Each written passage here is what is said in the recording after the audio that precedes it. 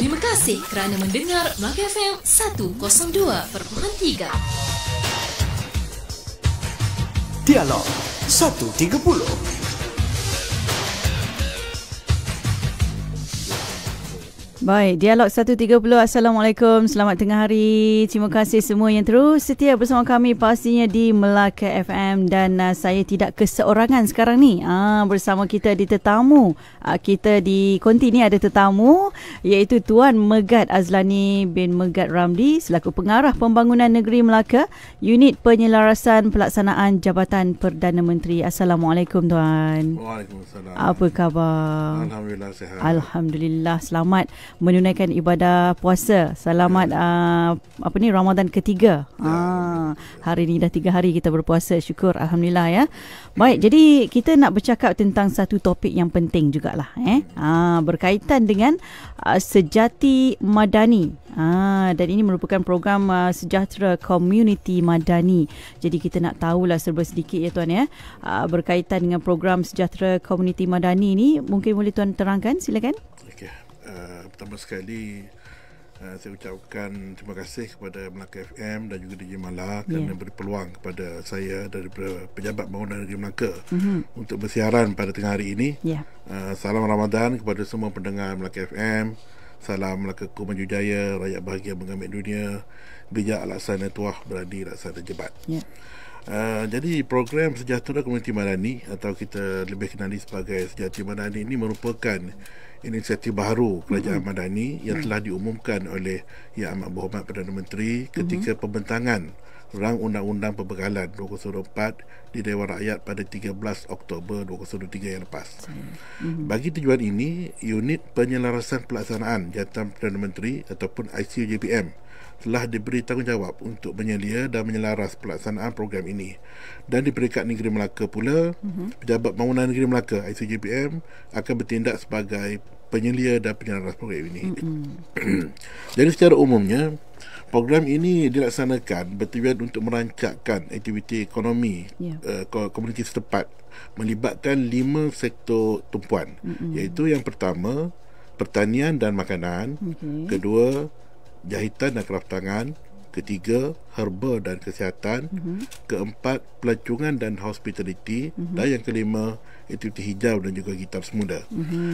Kerajaan menyediakan pertukaran sebanyak RM1 bilion. Ada jemalah 1 milion pertukaran yang besar yang kerajaan sediakan untuk program ini, dengan nilai grant antara RM50,000 hingga RM100,000 kepada komuniti untuk menjayakan program Sejati Madani.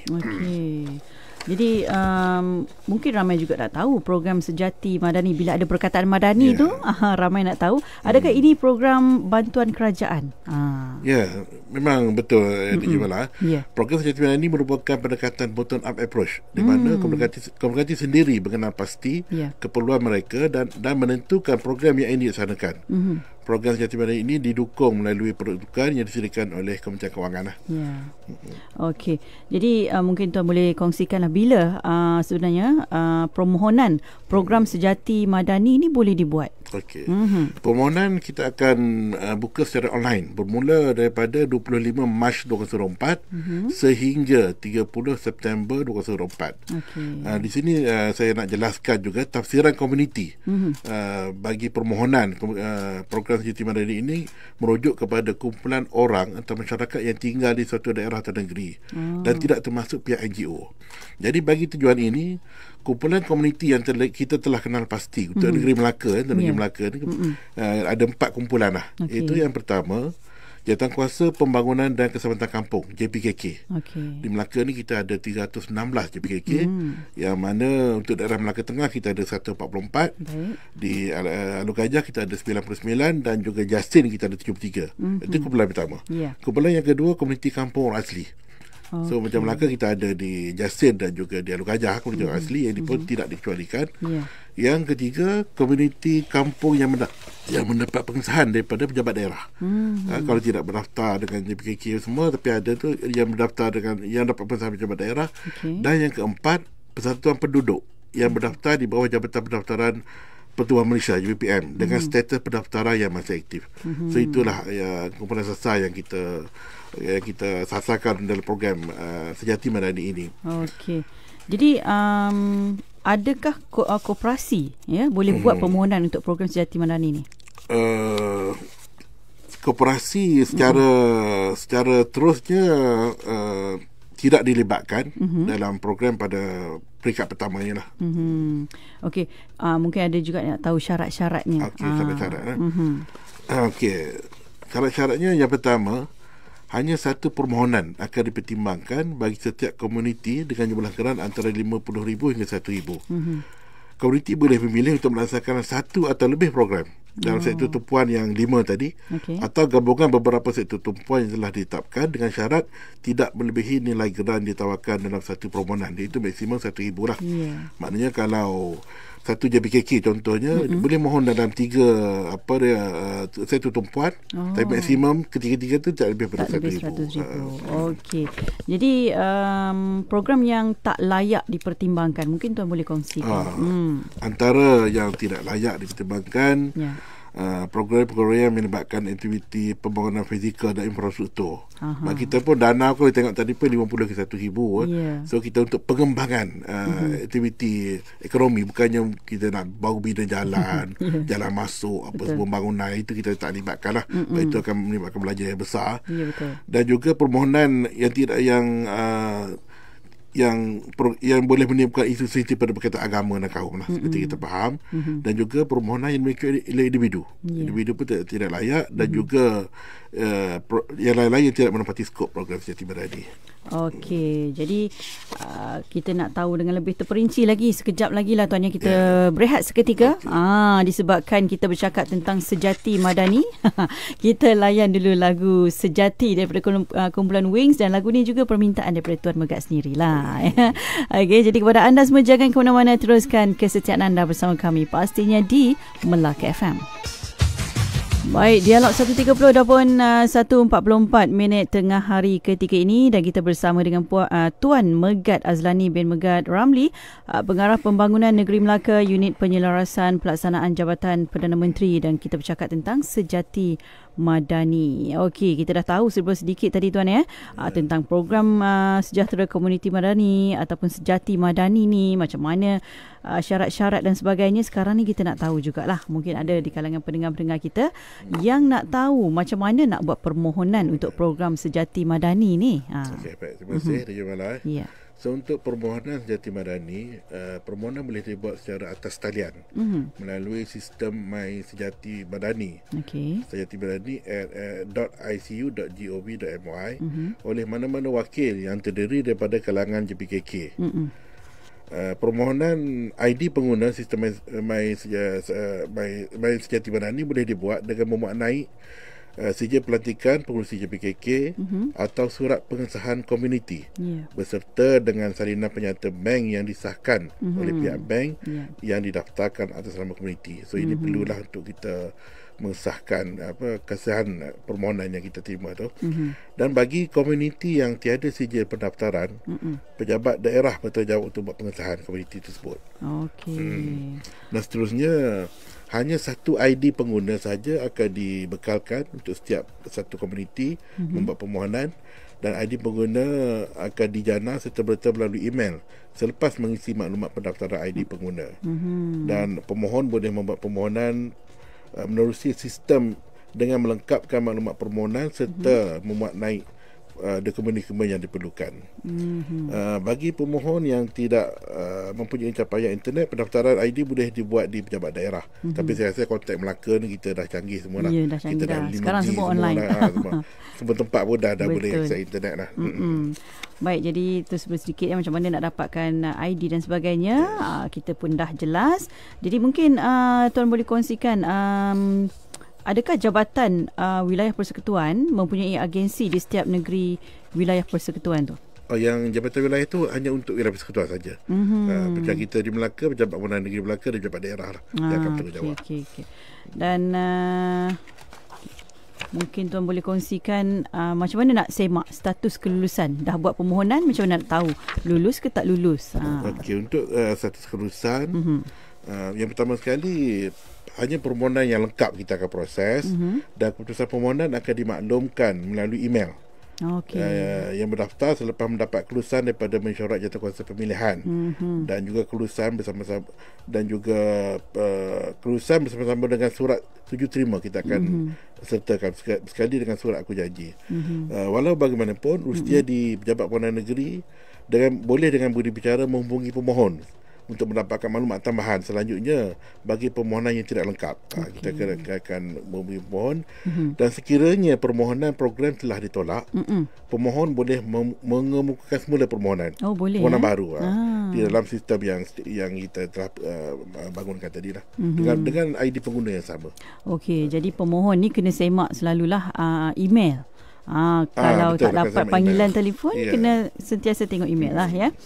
Okey.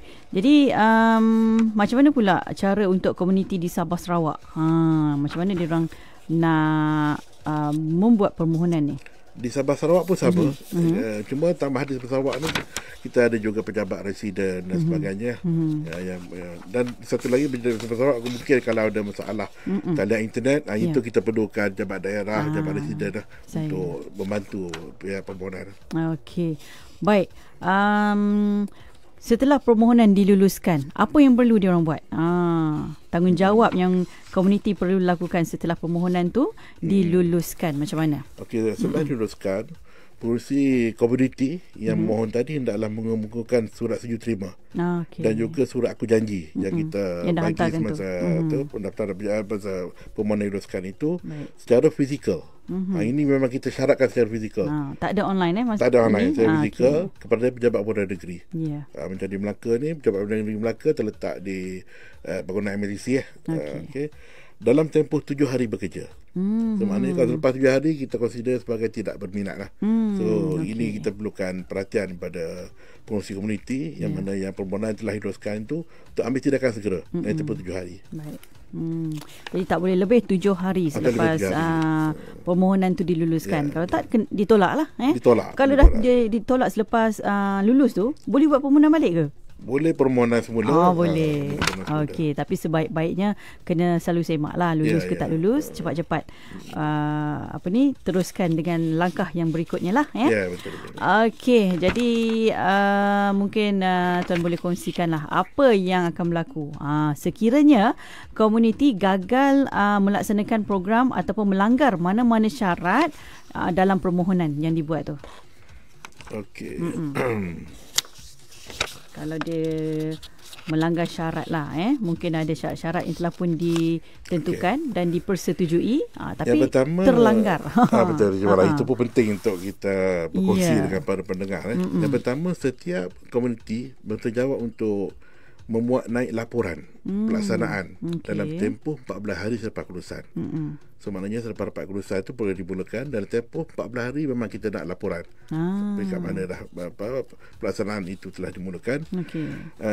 Dan laporan ini memang kita format tu ada tersedia dalam sistem tu. Kita nak memudahkan pemohon apa semua kita dah tersediakan. Dan jawatankuasa pemantau di Perkhidmatan Negeri yang dikongsikan bersama sama ada oleh pengarah permohonan negeri dan timbalan setiausaha kerajaan negeri boleh membuat pemeriksaan dan lawatan mengejut ke lokasi aktiviti yang dijalankan mengikut keperluan. Jadi tadi selepas pada permohonan itu diuruskan, untuk makluman DJ Malang juga para pendengar, dalam masa 3 hari kita akan terus masukkan duit itu terus ke akaun JPKK. Jadi itu penting untuk kita buat pemantauan lah. Sebab duit tu pertukar tu dah berada di tangan pemohon. That's why dalam masa 14 hari tu kena adakan buat laporan. Dan pada masa yang sama, bila-bila masa saja kami dari pihak ICU dan juga pejabat daerah SUK semua boleh mengadakan lawatan mengejut. Bagi kita pastikan program itu benar-benar berjalan. Betul. Duit dah dapat tapi tak jalan, kita masalah. Kita nak perkara itulah. Dan kita harap semua permohonan ni permohonan yang genuine lah. Yang betul-betul akan berjaya di lapangan. Dan mungkin tuan boleh kongsikanlah macam mana nak dapatkan maklumat lanjut. Mungkin ada pendengar yang baru saja dengar ni tiba-tiba tentang apa ni, apa itu sejati madani dan sebagainya. Mungkin nak tahu dengan lebih terperinci lah. Untuk lebih terperinci, untuk makluman para pendengar semua. Ya. Esok kami Pejabat Bangunan Negeri Melaka akan mengadakan engagement, sesi taklimat kepada semua ahli-ahli yang berhormat di Negeri Melaka dan juga pada pengurusi Japrun. Yang mewakili semua Dewan Undangan Negeri di Negeri Melaka 28 DUN. Kita akan adakan taklimat dan kita akan dapatkan kerjasama daripada Japrun lah. Setiap Japrun untuk memawalkan perkara ini kepada masyarakat setempat lah. Dan persoalan-persoalan juga boleh diajukan kepada Japrun. Yang mana Japrun ada persoalan untuk jawab, Japrun akan aju kepada kami. Kita akan membantu untuk menyelesaikan apa juga persoalan pada permohonan. Baik, dah jelas ya. Berkaitan dengan sejati madani ni. Tapi sekiranya kalau anda mungkin ada lagi pertanyaan ataupun mungkin kurang jelas dengan apa yang diperkatakan hari ini, mungkin anda boleh layari, ada laman sesawang yang boleh dilayari. Laman sesawang kita sediakan Sejati Madani sejatimadani.icu.gov.my lah. Okey, dengan lebih terperinci lagi anda boleh dapatkan maklumat di sana. So dalam tu kita sediakan FAQ apa semua untuk dia lah. Untuk membantu para pemohon. Jadi kepada anda semua, harapnya kita dah jelas berkaitan dengan program Sejahtera Komuniti Madani ataupun Sejati Madani ya. Tuan, sebelum kita berakhir ni, mungkin ada sesuatu yang hendak diperkatakan. Silakan. Penting juga di akhir siaran kita ni untuk saya nyatakan rakan-rakan strategik lah yang kita ucapkan penghargaan kepada rakan strategik program Sejati Madani. Yang pertama, tadi kan saya sebutkan kita ada 5 bidang kepakaran tu, sektor tumpuan tu. Jadi setiap sektor tumpuan kita ada rakan strategik masing-masing lah. Yang pertama untuk sektor pertanian dan makanan, itu rakan strategik kita ialah Kementerian Pertanian dan Keterjemahan Makanan. Untuk sektor jahitan dan kraftangan, Kementerian Kemajuan Desa dan Wilayah KW. Untuk herba dan kesihatan, itu Kementerian Kesihatan Malaysia. Untuk pelancongan dan hospitality, Kementerian Pelancongan, Seni dan Budaya.